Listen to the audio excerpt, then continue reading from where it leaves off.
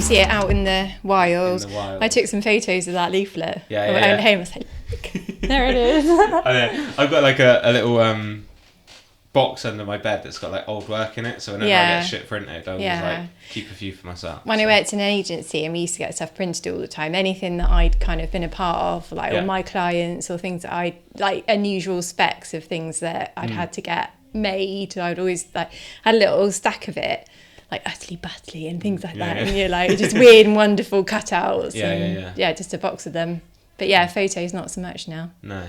But do you ever like miss not getting the photos as much, or like printed?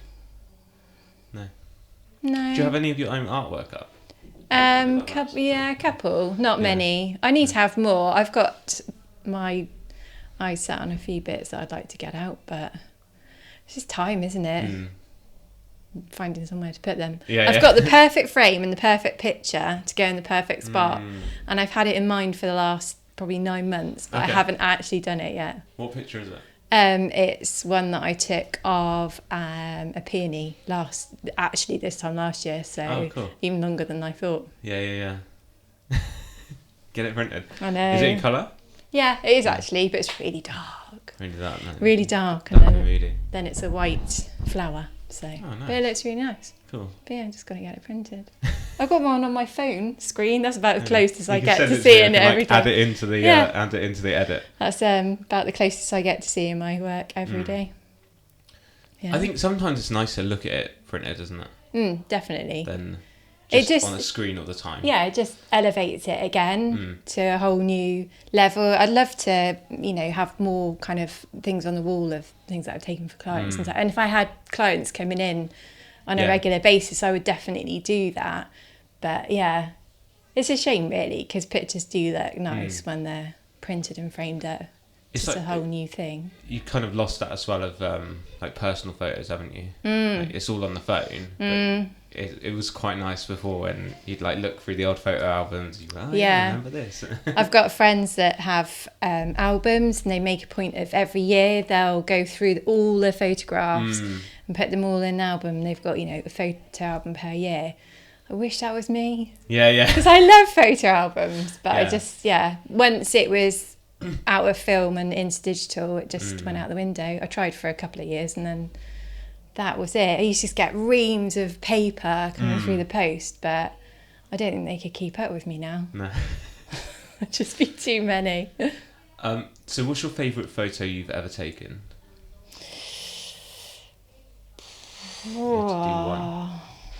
Probably be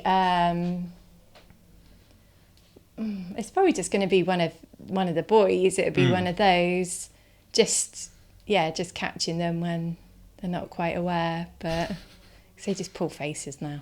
Yeah. But yeah, it'd be something of the children that, because they are, especially now, they're just that age where they just don't want to make a nice face for me.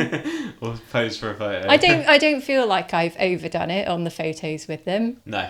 But yeah, they're not into it at all. They do like to try and have a go though now.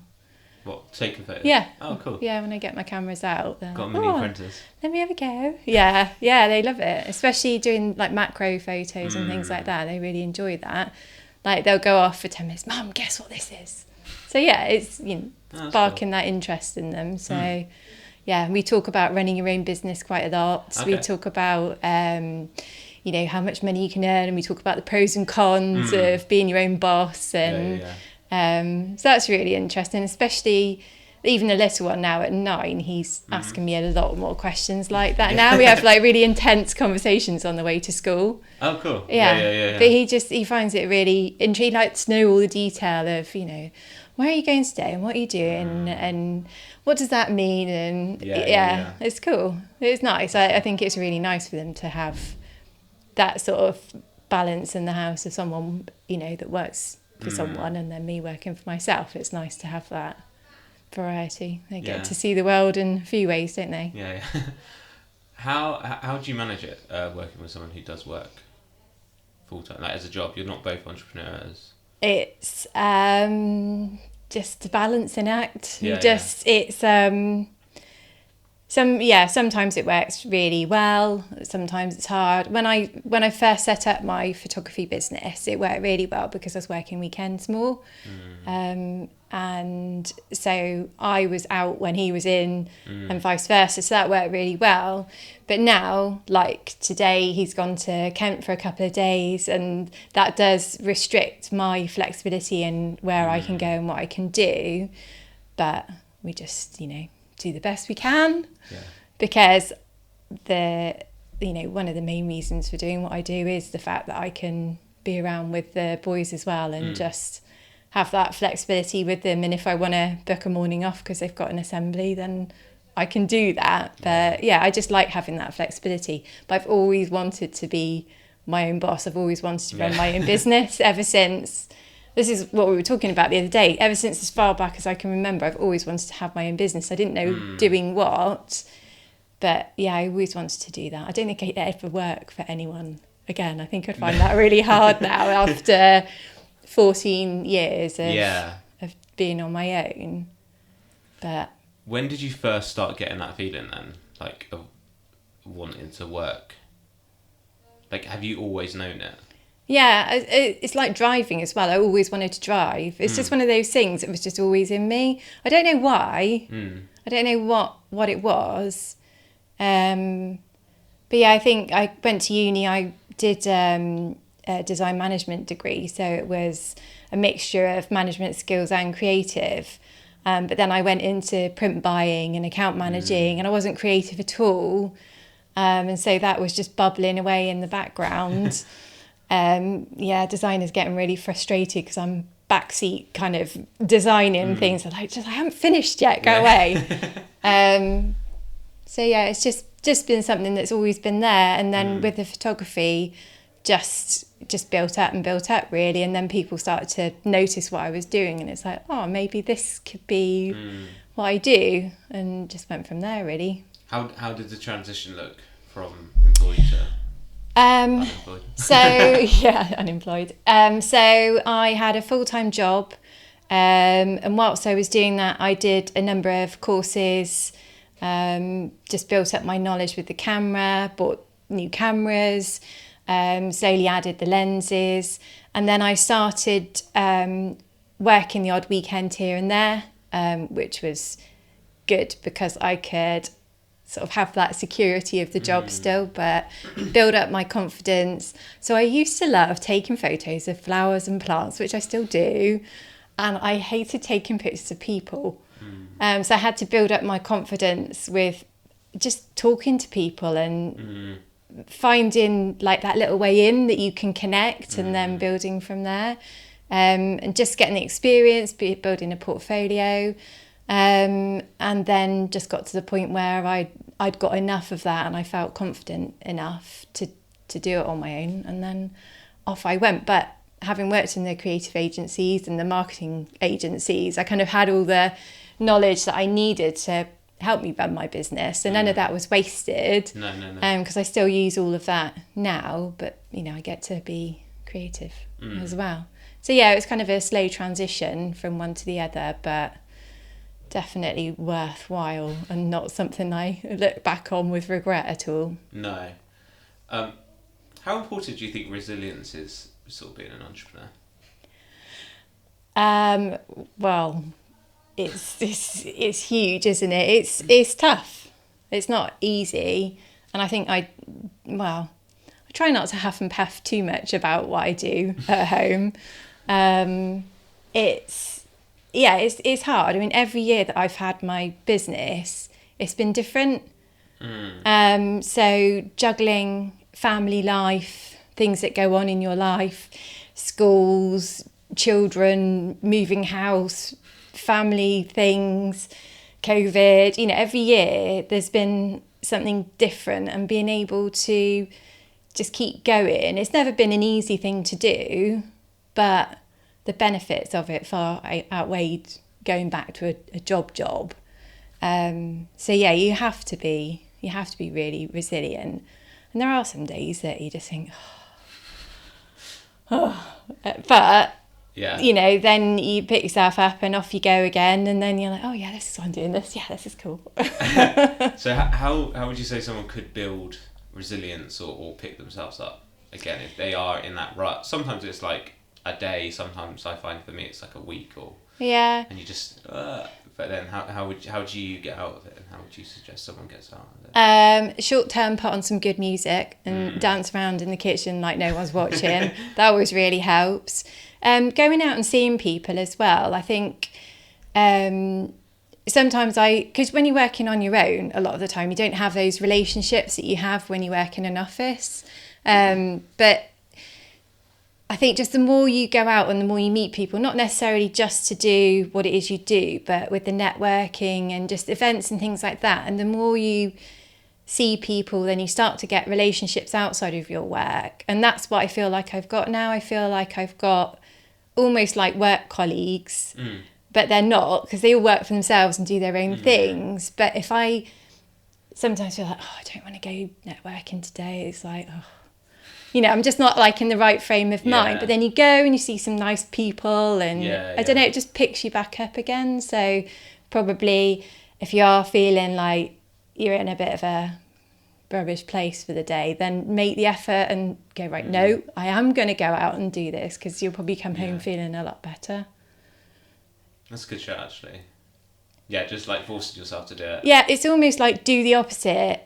What you think you want to do. Yeah, it is that sometimes though. So like the music's a good short-term fix, but if feeling a bit fed up, it's probably just because you haven't spoken to someone and you haven't had those sort of sparks of ideas and conversations. And you know, it's always good every time I meet people, just like little things trigger and you're like, oh, that's cool.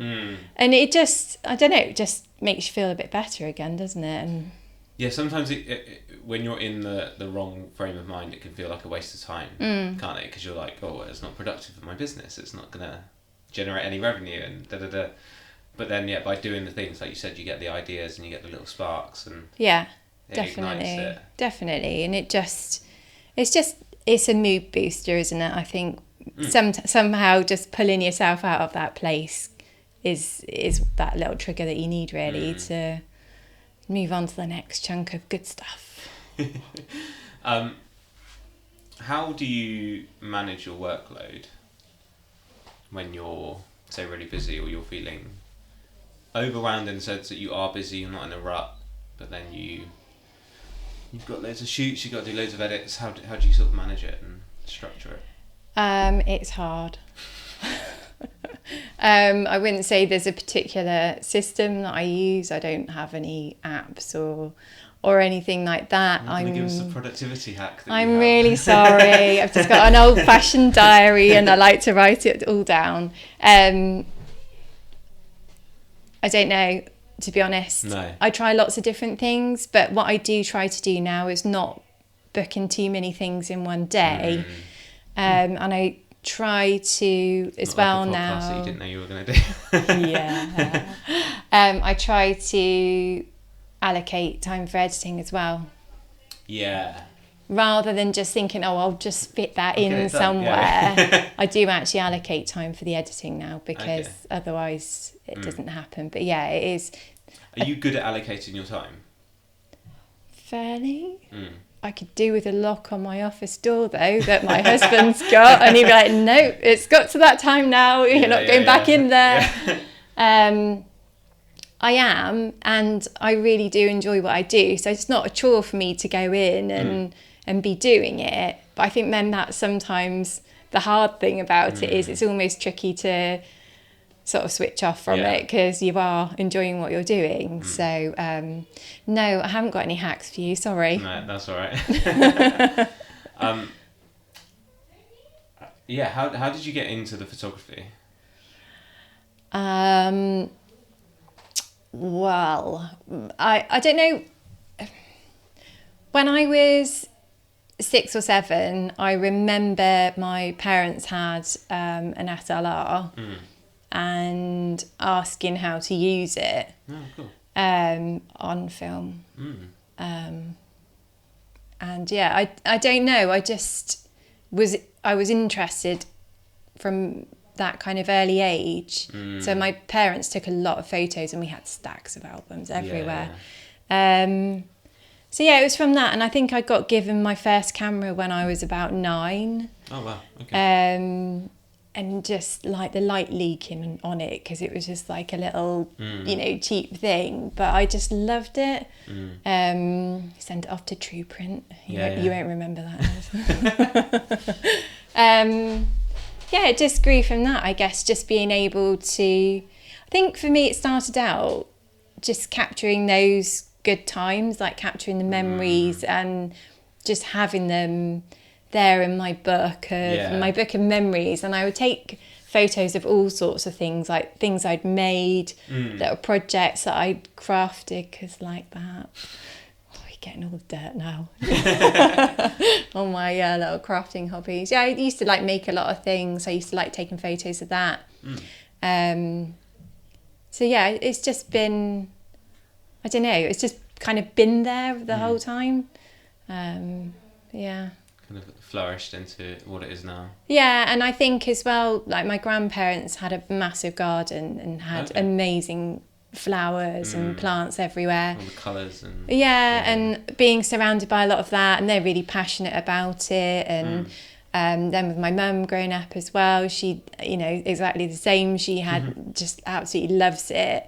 I tried to resist for quite a while, but my really good photos started with taking pictures of things that I'd grown, and I guess I was proud of. And I was like, oh, how can I make this better? And it just kind of grew from there, really. Okay. Yeah. What advice would you say to someone who is looking to go into a more creative job?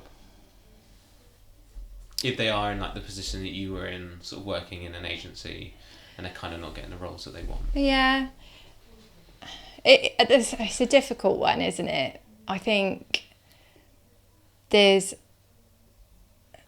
a really difficult one to answer. I'm like, It's difficult. I mean, creative jobs are definitely, to me anyway, more fulfilling, because I mean, it's good to be creative. It's good to make things in any way. I find it really enormously satisfying. Trying to turn that into something that can earn you a living, that's the difficult part. And although I have a job that I love, there is a lot of admin as well that isn't so fun. Isn't so fun. I'd love to just go out and take photos all day every day, but that isn't the reality of it. But yeah, as long as you've got that in mind, then just work on it and start sharing it and start talking about it. And the more you start sharing it and talking about it, online or in person, the more people will pick up on it around you. And I think then the opportunities that just start to open up is incredible.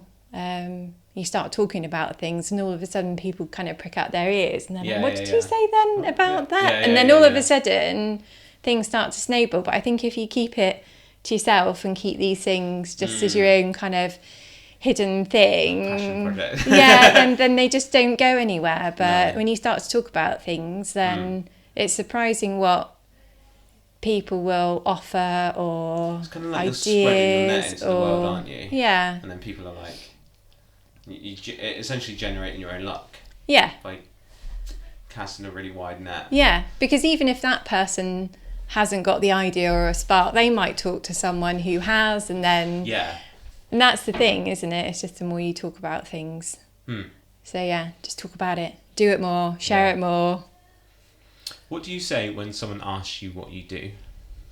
I tell them I'm a photographer, and then they go, ooh. I tell them I'm a photographer. We talked about this before. I don't describe myself as an entrepreneur. No. I describe myself as a photographer. But I think that sounds just as cool. What's that? I think that sounds just as cool. Yeah. I think I struggle to say entrepreneur. Yeah. I say I own 2 businesses. Yeah. I don't say entrepreneur because I think it's kind of been brandished as a bit of a make money online, trade in sort of thing. So bit in the influencer kind of camp. No, I tell people what I do. It did used to be something that I would be a bit more coy about, but now it depends on who I'm talking to as to how much detail I'll go into. If I'm at an event, I'm a brand photographer. If I'm talking to the neighbours, I'm a photographer. Okay, so you structure it to who you're talking well, to. only in that. Yeah. You know, I Add someone in front of it. yeah, just depends on how much explaining you want to do, because I think with the brand photography it is quite specific. So talking to a restaurant owner. I'm a business photographer or a commercial photographer quite often, specialising in brands. So that'll be another way of putting it. Good, actually, that's a good way to put it. How do you go out and get new business? How do you generate new business? Wow. I need your tricks. I need a hack. You need a hack, right? No, here we go. Hack o'clock. How do I get new business? So I do go out networking a couple of times a month, which the more I do, the easier it becomes. Used to be incredibly nerve-wracking walking into a room of people that I didn't know. Yeah. But now, because I've done it quite a bit, there's usually one or two people in the room that I know, so that always makes that a bit easier. So going out and doing that. LinkedIn, posting a lot more on LinkedIn, and also commenting a lot more on other people's posts. But yeah, just sharing more work on LinkedIn. It used to be that I would share it on Facebook and Instagram and then be like, oh, I forgot to do LinkedIn. Yeah. And now I'm doing LinkedIn first and then do the other ones, because LinkedIn is where the businesses are that I want to meet. So those are my main two. I don't advertise as such. A lot of it is actually recommendations and word of mouth from people that I've worked with. I'm not kind of actively targeting businesses. Do you ever reach out to anyone? I haven't. No. Just something I've been thinking about. Where like if I ever get into a rut, like going back to that rut thing of just literally taking my camera, like just a still one, and just going, hey, like literally turning up to their business and going, hey, can I shoot some photos? Because then I find that people just don't do that anymore. Like they don't just turn up. It's always a email or a call or a social media message. But literally just turning up with my camera and being like, hey, I want to shoot. Like especially like restaurants and stuff like that. Yeah. That's one thing I've been thinking about. Yeah. Trying. You should try it. Yeah, I'm gonna try it. Yeah. But I need to pull my finger out my ass. Yeah. I know what you're saying, and I think certain businesses that would work really well. But no, it's not something that I've done in the past. But there are some businesses that I cross paths with, and I think, oh yeah, you would be a good one to work with. So then I'll just try and engage with them a little bit more in whatever way that is, just slowly chipping away. Do you ever do, if you're on a client shoot and you're at a location, do you ever reach out to people? So say you're at a hotel, do you ever reach out to the hotel? Yeah, always. So I'm always doing that, and if they bring along anyone to pose with them, then I'm always giving them cards, having conversations with them. Yeah. I did a shoot a few months ago where we were at someone's house. Turned out they were a garden designer, so I was having a really good chat with her. And you know, you just that's always a way of but yeah, whenever I left cards this morning where I was, but yeah, you absolutely do that. I love giving out a business card. Do you? I don't actually have any business cards anymore. Oh, I should get some. That's one of my biggest fuck ups. You should get one. You should get some. One of my first biggest fuck ups in business was not having the right information on the business card. Well, you say that, but I've just had mine reprinted and I've changed it again with what is on it. But I think that's because the business just keeps evolving. Yeah. But my first business cards for my brand, I was so proud of this, you can tell. My first business cards for my brand were actually A6. Okay. Because I didn't want them to fit into people's wallets, yeah. pockets. I wanted them to have them and have them out, rather than just going in a little box and that being that. So yeah, I had a really annoying big business card. Yeah. That had everything on it. Do you ever find like, I find if I'm at an event, like, and then I'm speaking, so say I was at an event and there was a food truck, I like, instead of giving it, they asked me for their business card, or my business card, and I was like, I don't have it, but let me take your number and I can send you some photos when I've done them. And they were like, oh yeah, I really like that, because then they're getting something out of it as well. Yeah. I do that. Yeah. But also... And give it out. Yeah, definitely. And I think as well, make sure you connect with them on LinkedIn. Whenever I meet anyone, I always connect with them on LinkedIn, and I try and chat to them through there and just try and build that relationship a little bit more. But yeah, always, and actually, people are loving my face on my business card. You should do that too. Okay. What's that? I've just got a picture of me on my business card, and it's surprising. People are like, oh, that's really cool, because I'll remember who you are. Yeah. I suppose, you normally just get information on a business card, yeah, don't you? But it's actually got a picture. Yeah, cool. Little tip. There you go. Little tip. Put your face on your business cards. How important do you think branding is? Huge.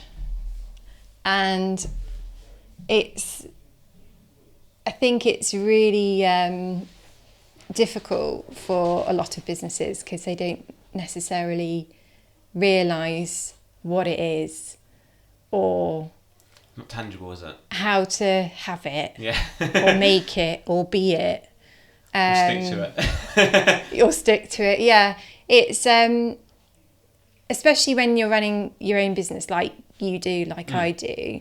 We're on our own. It's almost like an extension of us. So it's like polishing up the good stuff, and that is your brand essentially. But sometimes it can be really difficult to then pinpoint exactly what that is. And also as well connecting that with your audience. And I think a lot of businesses don't necessarily get it.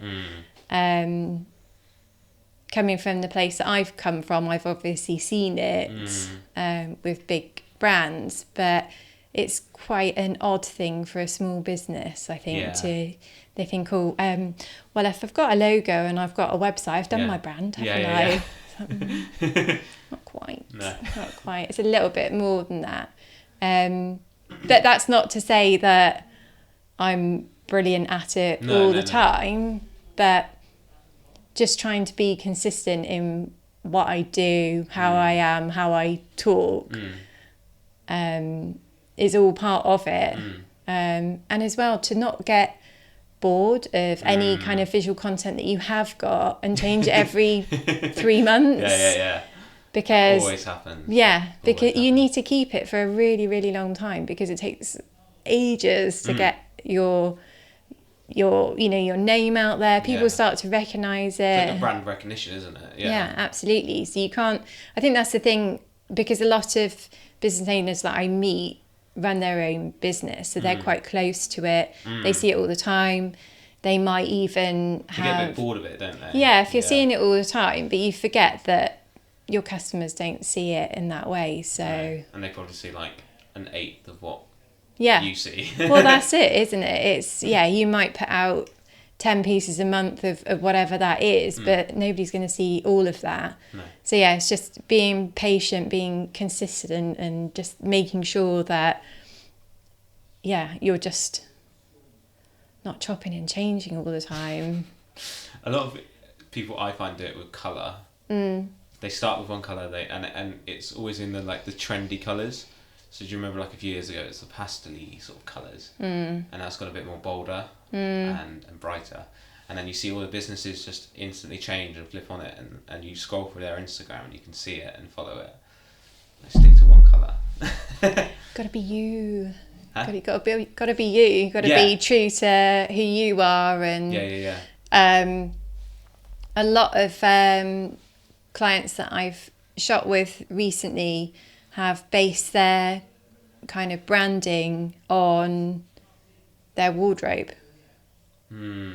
which yeah. actually that actually works really well because they're colours that they go to and they wear all the time. And they wear all the time. And they've probably got like 20% of clothes that they just wear, and then the other stuff they don't really wear. Yeah. So that is an interesting way of looking at it, and it's a really nice way of kind of enhancing it without even really thinking about it. But then you wear black all the time. So my brand is quite dark though. Yeah. But I've got like that yellow, you can't see it on the camera, but there's that like yellow, like you used to see there, the yellow strip. Yeah. So that is in the brand, and then obviously with the text and stuff, and then the black and white images. You need to start wearing a yellow belt. No. No. I don't think so. The yellow strip just like works well on the website. Yeah. Well, I mean, it's interesting, isn't it? Because you've done that, and then mine is black and white. What is it on the website? Yeah. Okay. But then I've got like a little pop of blue. Yeah. And a little pop of like a fuchsia colour as well. But they're kind of colours that I wear. As well, I've got a blue dress on. I've never got fuchsia. That wasn't intentional. I didn't even know I was coming here today. That's a good way to put it though, because some people like wearing like florally designs and stuff, and patterns, don't they? And then that would probably reflect quite well in their brand. Yeah, and it is, I mean, there's a whole psychology behind it, isn't it? But it is really interesting when you meet someone and you see the colours that they use or what they wear and actually what the business is, and you do find it all goes together. They don't even realise it sometimes, but yeah. No, that's a good way to frame it. Okay, so if a small business owner wants to take some better photos, what would you recommend to them? That they come to me. They can't afford you, and they're just starting out. What would you recommend to them? Sales plug. Yeah. Well, so there's, I mean, you can buy a fairly decent camera for not too much money these days, and even mobile phones are not that bad. Talk myself out. There's nothing like a proper camera. No. And the lens that you get as well with it, like when you can get a good lens, if you want to get like the macro, you go for a 50, don't you? Yeah. Knock that on, and then But yeah, I would just say if you are taking your own photographs, to once you've got the photograph, to not just accept that as being it, to then actually go in and tweak it and edit it, because it's surprising what a bit of a crop or a bit of a straighten or just editing the highlights or there's quite a lot that you can do that makes a big difference to something. And it makes it look like your photo as well, doesn't it? Yeah, and have a set edit. And even when you're taking it as well, just be mindful of what's in it or what's behind you or what, if it's predominantly for social media, then is there a colour theme that runs through it, and or do you edit it in a certain way every time? Just almost like writing yourself a little list of, like a brand guidelines, isn't it? Yeah, just things you're going to include, or how you might add a colour to it, or how, if you want to filter it, do you always filter it in the same way, or and just getting that consistency in there. But yeah, when you take it, don't just accept that as being it. Go in and edit it, because there's a lot that you can do on, Canva, in your phone, whatever. Just lifts it just that bit, just to make it look better. Yeah, I saw an app today that literally he was holding the product, took a photo on its phone, it cropped out the product, and then automatically put it into a background that you could choose. Mad at that. It's a bit scary. Yeah. Yeah, I've seen those. Goodbye photographers. Goodbye e-commerce photographers. I know. I'm going to go home and have a look at a shoot I did a little while ago, because a client asked me if there's a photograph of her sat on the sofa doing something in particular, and I don't think there is, because I would have given that to her if we'd have actually done it on the shoot. But I'm actually thinking, is there a photograph that partly does that and then does the other bit somewhere else? And I did actually think this morning, I wonder, because I could put it together if it's if it's right. But I was thinking, I wonder if there's now an AI image editor where I could go, can you do this and this and this, and it'll alter that image. Yeah. Because there probably is. Yeah, it's mad. What do you think about AI from your perspective? I think it can be useful. It's a difficult one, isn't it? It definitely has its uses. Again, we spoke about this a couple of weeks ago, just how crying that our jobs are going to go. Yeah, I think it definitely has its uses, and it's quite fun to play with at the moment. I think if it's adding to your business in a way that it can help you rather than taking over, no one sees the world in the way that I do or you do. No one can replace that. No. But if I can get some assistance in the way of creating copy to go with something, and then I can add my own elements to it, or whether it's even with image editing, if there's ways that can help me with the process that frees me up a bit more to go out and take photos, then I'm pretty sure like Lightroom's going to do it. You know, you do an edit on a photo, and you can like copy and paste over the settings, but it obviously like depends on the light within the photo and whatever. It's going to get to the stage where it can copy the photo but look the same and make the edits of the light and the contrast and whatever. So it looks all consistent. So then you're going to save that time of like, you're going to do one edit, copy, it will learn AI it. Copy over. Even just going through and straightening photos or cropping photos and just having, because that takes time. It's the shoot is just such a small part of it. I mean, you're exactly the same as me, going home, then backing it all up, going through it all, and then doing all the editing. That is like it's a bigger chunk of work than doing the actual. That'd be a good AI, wouldn't it? Delete all the shit photos. Just like look for the ones that are out of focus. Look for the ones that are like a duplicate. Blinking. Yeah, exactly. That'd be such a good tool. Just go and strip it all out. And then it's like, these so are all the files time. that you want to delete. And now pick from these ones. Yeah. Oh, it'd just be amazing. We need to design an AI tool that does that. Right, we just need copywriting that idea now. I'm sure fucking Microsoft or Google it exists already. I think AI is going to be really useful in the future for certain things.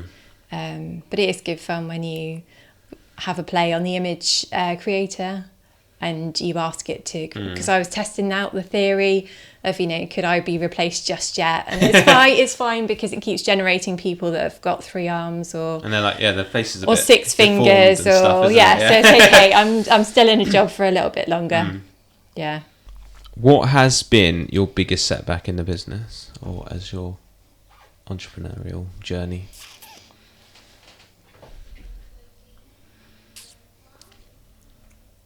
Or you can take that as most stressful moment.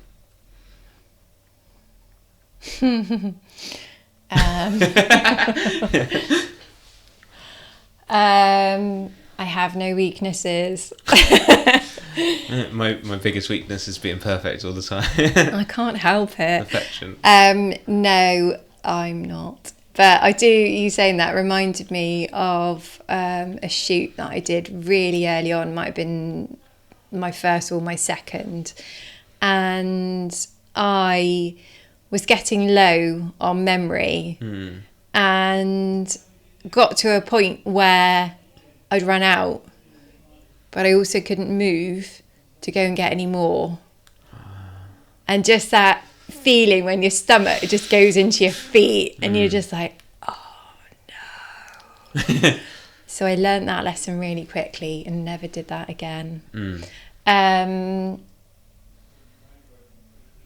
Biggest what about setback any trouble clients, and how have you dealt with that? Trouble. They're all just so nice, Ed. They've all been perfect. I just get on with them all so well. God, this is a tricky question.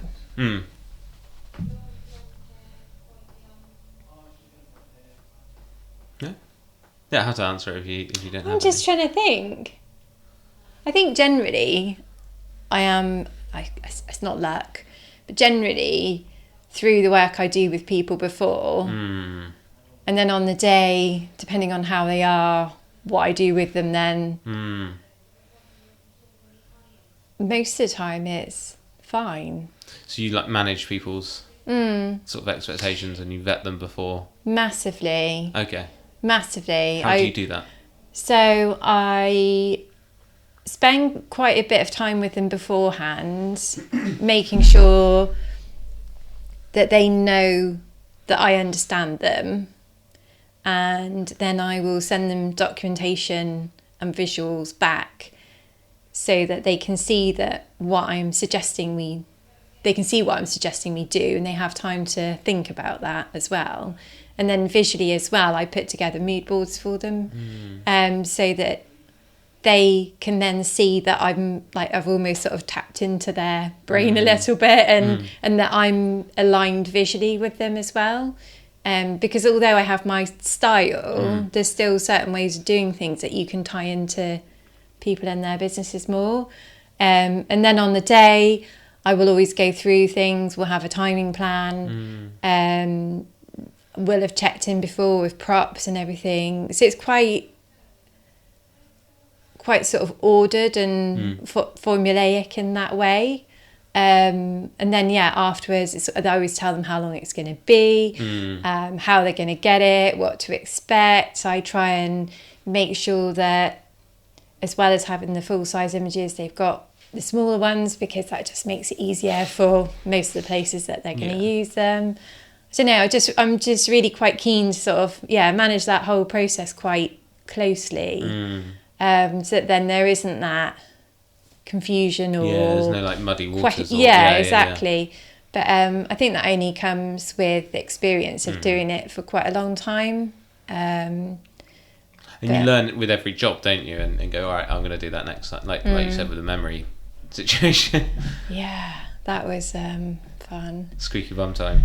A little bit. But yeah, I think I can't really think of project. I mean, there's nothing really that's gone wrong as such. You know, there's I like to think that I'm quite a creative person, but that comes with ideas as well. So if we arrive and it's raining, or they've forgotten something, or something isn't quite how they want it, I always feel like there's a workaround. I won't just go, oh well, we can't do that then. I always feel like there's a workaround in some way.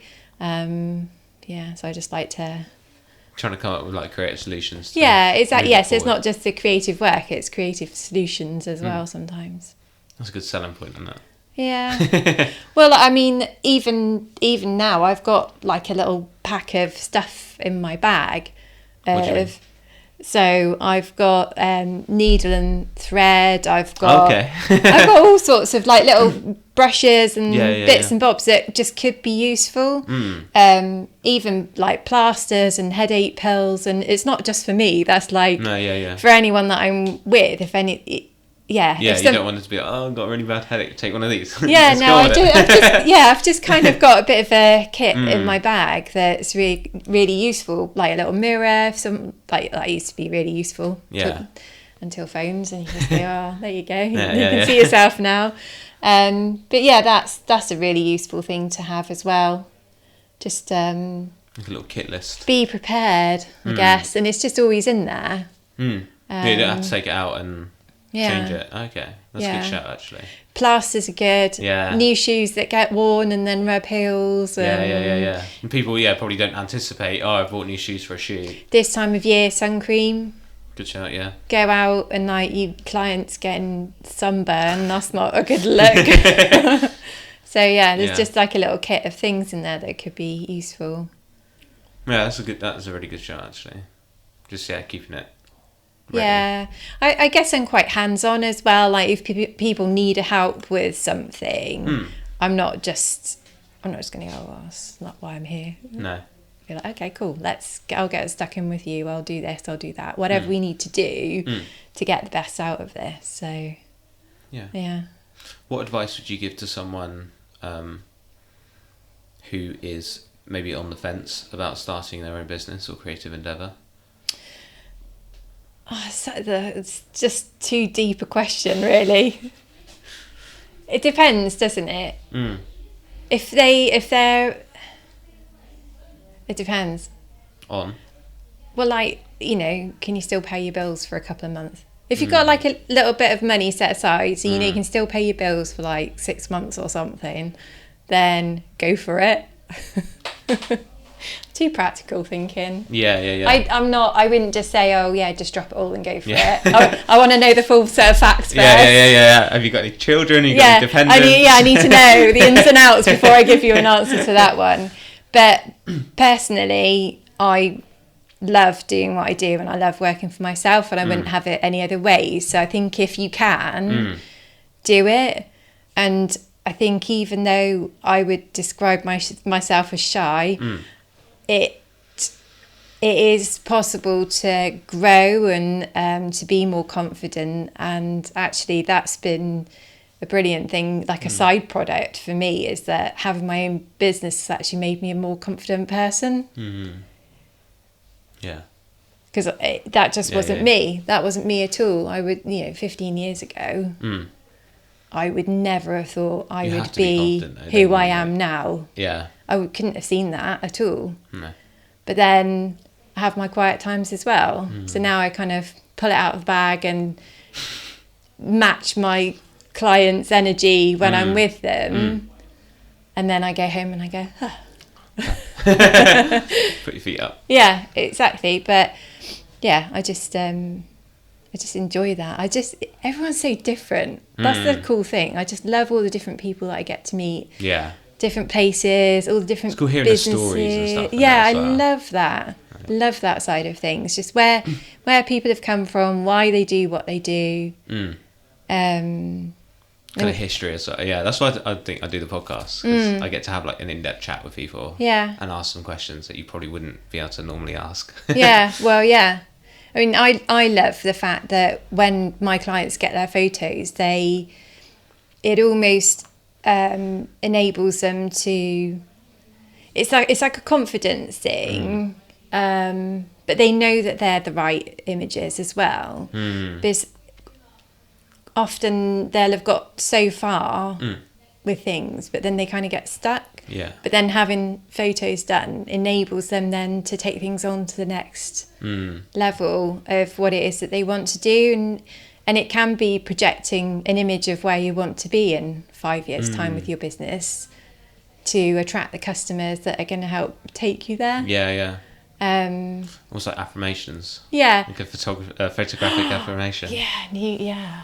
I like that. It is though, because often we'll just looking at locations and things. If you work from home, that might not be the kind of image that you want to present to the world. So then we're looking for locations that almost show, if you've got aspirations to have an office space that looks a particular way, let's go and find that now, because then that will help you attract the clients that are going to take you there. Yeah. That's a good shout. Yeah. So it is. I just love seeing then how it does change my client's business, and just how much more they're sort of active with their marketing, or just like the change in a website.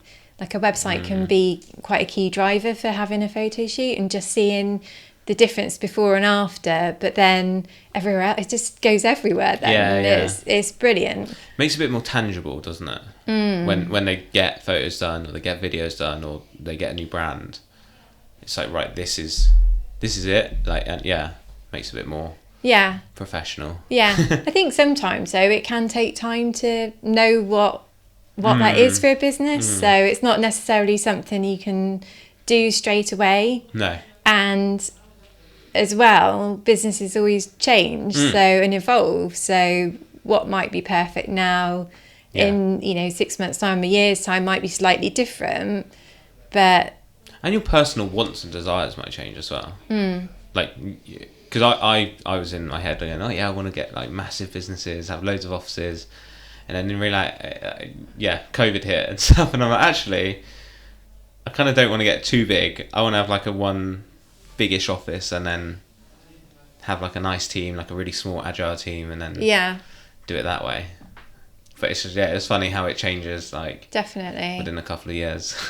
Yeah, and experience and just who you meet and influences and all sorts, isn't it? It just moulds who you are and what you're doing all the time. And even in my own business, the last 6 months, like things have changed again drastically. But that's what's fun though, isn't it? Yeah. But yeah, nothing changes. No. Nothing stays the same for very static. long. It's like nature though, isn't it? Nothing's ever the same, is it? So. Yeah, it's good fun. It is. It's just good fun, isn't it? Cool. Thank you for being on. If people want to find out more about you, where can they go? They can go to www. Sounds like old school Radio 1 when they're reading out the whole link for the essential mix. They can go to my website, brandphotographybyelizabeth.co.uk, or find me on LinkedIn, Elizabeth Donovan. Cool. Thank you. Thanks for having me.